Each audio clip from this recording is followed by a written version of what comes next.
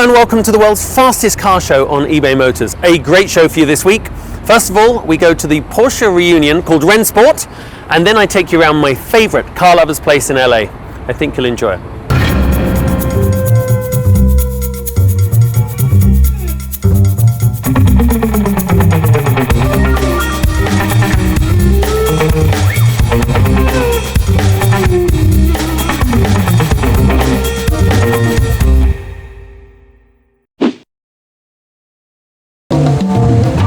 Split start, as we mentioned, behind them will be the Cayman Inter Series cars. I'm here at Porsche Rennsport Reunion 4, the greatest gathering of famous Porsche cars and the legendary drivers that drove them to victory over the last 50 years or so. Now, there are so many incredible cars that being asked to choose my favorite, well, that's being like asked to choose my favorite child, almost impossible. So what I thought I'd do is I'm going to choose a standout from each decade and show you them. As you walk around the paddock, it's evident that Porsche's commitment to motorsports was there right from the beginning. And this is a great example of that, a 1959 Porsche RSK 718. Its racing pedigree is undeniable. It was the only car ever to compete in Formula 2 and sports car racing and finished a remarkable 7th at the 1959 US Grand Prix in Sebring, Florida. Since 1964, there is one model for Porsche that has defined the brand, and that is the iconic 911. And every 911 has a very special story. Take this car behind me. It was bought through Bob Holbert, father of the legendary late race car driver Al Holbert. And to prove how deep the passion for Porsche runs, over 50 years later, it was bought back by its original owner. Right from the beginning, Porsche have always risen to the challenge, whether it was from the opposition, the regulations, or technology itself. And by the end of the 60s, the 917 had obviously been the dominant sports car, but coming into the 70s, even that wasn't quite enough. So behind me, you see the 1971 Porsche 917 16-cylinder. It is a great example of how Porsche rise to the technology challenge every time it's put to the test. Now, this one was easy, the 956. The most successful prototype sports car in the history of sports car racing. When you look at it, in the 956 and the 962 that Porsches had developed, it was a new mid-engine package that dominated both sprint and endurance sports car racing for nearly a decade. Now here's one that's a bit closer to my heart. This is the 1991 Porsche 962C that my dad, Tiff Nadell, and I raced at the 1992 Le Mans 24-hour race. We finished 12 overall. I remember doing 226 miles an hour in this down the Mulsanne Straight in the pouring rain.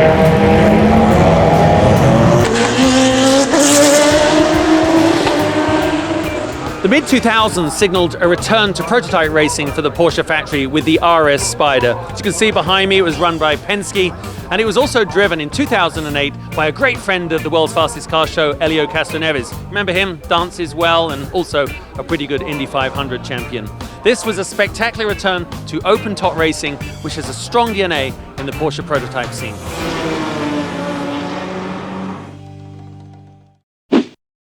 For me, one of the big bonuses of living in Los Angeles is being able to visit the Petersen Automotive Museum.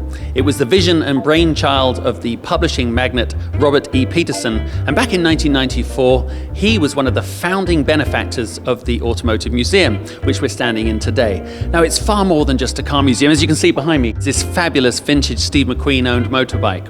It really is the place to come and see about style, about design, and about the history and legacy of the car culture here in California. Check it out. What the Petersen very cleverly do is create these unique environments. This is Streetscape, which is a walk-through diorama, and they start literally at the beginning. This was built in 1901. It's a Bria built by Carl Bria right here in Los Angeles, using many of the tools in a workshop just like this. So as you walk through Streetscape, it's as much a history lesson about the times and the era as it is about the cars. And in a very unique way, Streetscape takes you from the pioneering days of car design, literally a few short steps, over to the modern day where designers with all the tools of technology they have to hand are designing the cars that you and I will get to drive someday in the future. One of the most popular galleries at the Petersen is this, the Hollywood star cars. For example, this is the Beetle driven in Herbie Fully Loaded by Lindsay Lohan. Also, it's not just cars that were stars, it's cars that were owned by stars. Very famous people, beautiful cars, and they cycle them through the whole time. So every time you come, you might get to see something different. But in the end, what boy hasn't always wanted to own a Batmobile? Can I borrow the keys to your car? Such a wank. So we've had history, design, entertainment, and now we have education. In line with the Holy Grail for alternative fuels, Petersen have this fantastic exhibition of old and new when it comes to alternative fuels. It's a showcase to the ongoing exploration for alternative power. It's not just about the history of the automobile, it's also the history of motorbikes. And in this gallery, they start with a 1914 Harley Davidson, all the way up to a 1941 Indian Dispatch Tow, a very clever motorcycle well ahead of its time. When the local dealer dropped off your new car, he would have this attached to the back, unhook it, right back to the dealership. Very clever idea. You have cafe racers through to vintage motorbikes and then to concept bikes, like this one built by Dan Gurney, an all-American racer who has technology advancements on 4 wheels as well as 2. If you want the history of the motorcycle, it's right here in this room. Now this definitely is my son's favorite gallery here at the Petersen Automotive Museum. It is the Hot Wheels exhibit. And you could consider Hot Wheels to be the local California car company, as they're based just down the road in El Segundo. And it is a truly magnificent display. It makes you understand the depth of engineering and passion behind something that comes across that small. This display shows every basic car casting created since Hot Wheels was founded in 1968. Most of these come in lots of different colors and graphics, but every model is represented here. These die-cast on the open market would be worth a fortune. And as if all this wasn't enough, like any good car company, they even come up with crazy concept cars. In the early 90s, when Mr. Petersen had this vision, a dream to create a car museum right here in the city that celebrates all things to do with the California car culture, I doubt he could have imagined he would have created one of the world's foremost car museums. And if you ever get the chance to visit, it truly is one-of-a-kind experience. The only problem is that people always say, "What's your favorite car?" I haven't got time for that. Check back each week for more on your eBay Motors mobile app. And for even more world's fastest car show action, click over to ebaymotors.com/WFCS.